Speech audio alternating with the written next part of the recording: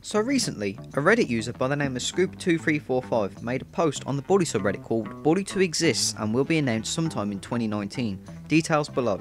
I'll be analysing this rumour as I cover it, but as I put at the beginning of the video, it is a rumour and should not be taken as fact, because even if this person is correct, anything can change during development. So let's start off. I have a relative that was formerly employed from 2011 to 2017 at Rockstar Toronto in Canada. Since he has been let go, he has told me some details about the game he was working on, which was Bully 2. Now, upon reading this, I don't blame you if you automatically don't believe it, because anybody can claim their dad or whatever works at Rockstar. However, if my memory served me correctly, Red Dead Redemption 2 was leaked by a possible former employee in 2015, 11 months before Red Dead Redemption 2 was officially announced by Rockstar. The game began development in 2012 and is currently in pre-alpha.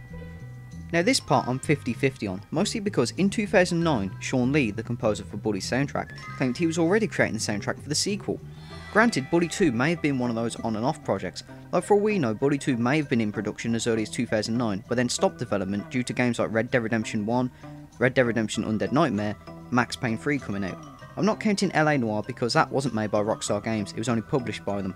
However, this does line up a little bit with what Dan Houser, the co-founder of Rockstar Games, said in an interview in 2011. To quote Dan, "Also, contrary to a lot of people, we like to take a little bit of time at the end of a game before starting a sequel, so we can wait for the excitement or disappointment and everything else of the experience to shake down, and really see what we should do with the next game." So we knew that we didn't want to start doing the Bully sequel instantly at that second with those guys, even though it was just a property that, like Max, we adore we might come back to in the future. There was just no impetus to do that then. So we said, you can do Max and then we will see what we can do with Bully. So it was really waiting for the slot to open up and the group to open up to at least start work on it. This does give a bit of ground to Scoop2345's claims, as Max Payne 3 came out in early 2012, so Rockstar may have started Bully 2's development then, but stopped due to GTA 5's development, which at that point in time would have been a high priority to Rockstar. Also worth remembering that Rockstar Vancouver, the studio that worked on Bully, shut down in 2012. Which, if Bully 2 was in development under that studio, could have affected the entire game, as Rockstar would have just had to put another studio to work on it, which in 2012 would have seemed like a waste of time, with Max Payne 3 just released and GTA 5 coming out right around the corner.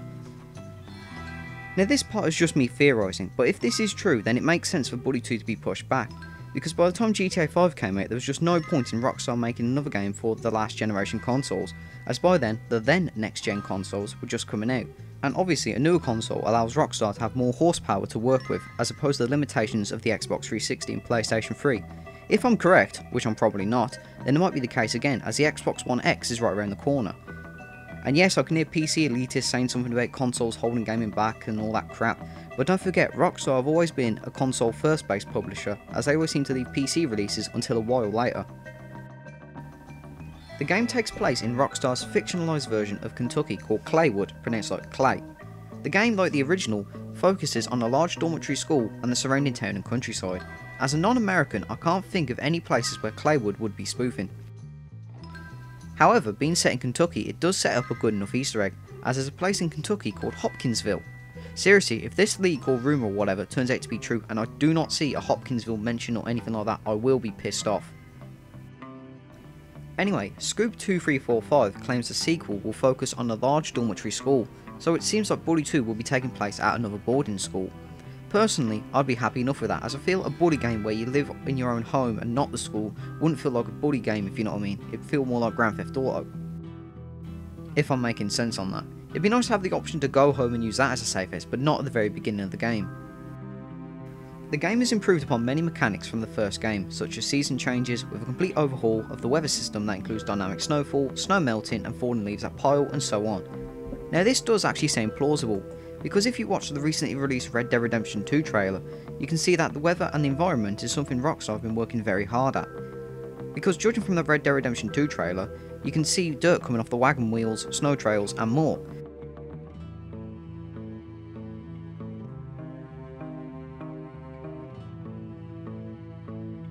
So I'm leaning more towards this being true, but that's mostly because of the Red Dead Redemption 2 trailer. The game will feature only one protagonist, with the addition of taking them to whatever clique you choose. For example, you can become a jock, a preppy, a nerd or a bully depending on how you play. This part throws me off the whole claim. Rockstar are often known for their innovations, and while I do love the cliques that appeared in Bully 1, I really don't want to see the same cliques returning. After all, loads of people want to see cliques like goths and emos appear, you know, not just rehashed greasers or rehashed jocks. Especially in a new location, there's just so much they can do, like maybe having two well-known local gangs who are known for causing trouble around town as opposed to just generic names like townies and bullies or anything like that.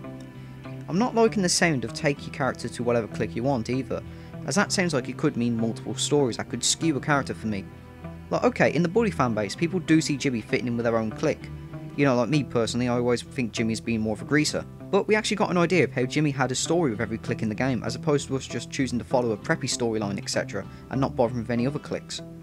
Of course, if this guy is telling the truth, they could always just be placeholder names until Rockstar come up with something better, which I hope is true.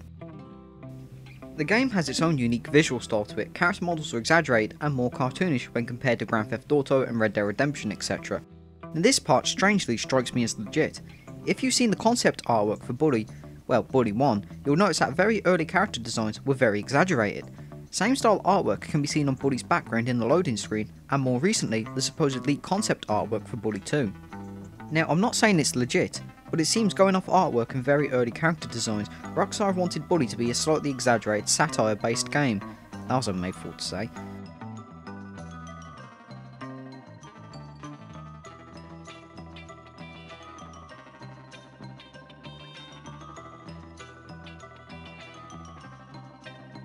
Even the characters in the final game are heavily exaggerated. It's most noticeable on the nerds, like their running animations and their dialogue, etc. Since GTA went through a massive change like from the PlayStation 2 to the PlayStation 3, Rockstar could easily reboot Bully in a more cartoonish fashion. A bit like how for GTA 4, Rockstar went for a slightly more realistic theme.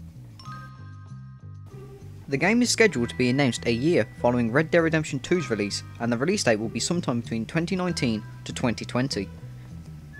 So, as of making this video, expect a Bully 2 announcement around February or March 2019. Now, if you're a Rockstar Games fan, then you should know that Rockstar never announce new games at events like E3, they just change their website whenever they want. Though for GTA 5's announcement, they just blacked out the website with nothing but a GTA 5 logo, and a release date, sorry, not a release date, just a date for November 5th, 2011, which was the date they showed the official trailer for GTA 5. They pulled a similar stunt for Red Dead Redemption 2. In October 2016, their whole site had a splash screen of some Red Dead Redemption style artwork, which changed over the course of a few days before having the date of a trailer. So if this guy is telling the truth, Rockstar will announce Bully by doing absolutely nothing except changing their site and social media, leaving people to hype it up and theorise over what this game is. However, keep in mind, if this guy's telling the truth or not, Rockstar could surprise us all with a GTA 6, Max Payne 4 or a new Midnight Club announcement instead. And finally, the game will feature RPG elements similar to San Andreas, in terms of character customization, side activities, skills and body weight. While character customization and side activities have been in every Rockstar game since Vice City, it's a no-brainer that Bully 2 would have side missions and character customization. But what I find most interesting is the skills and body weight. It would be interesting to see how body weight would play out for our character. Like in Bully, we've seen how it can affect other characters, like it makes them run slower and have unique humiliation animations, but I think it'd be hilarious to do a fat playthrough. If this is true, I hope they actually use the weight system a bit more this time. Like say if your character's too fat, then the gym teacher will make fun of you, or make remarks about you, and you can't go and do certain fighting moves because of your size. It could also play a role in how kissing girls works this time. Like the fatter you are, the less girls want to kiss you. I kinda hope this is true, because I believe it would make some very unique, interesting gameplay mechanics. So what do you think? Let me know in the comments down below, and thank you for watching.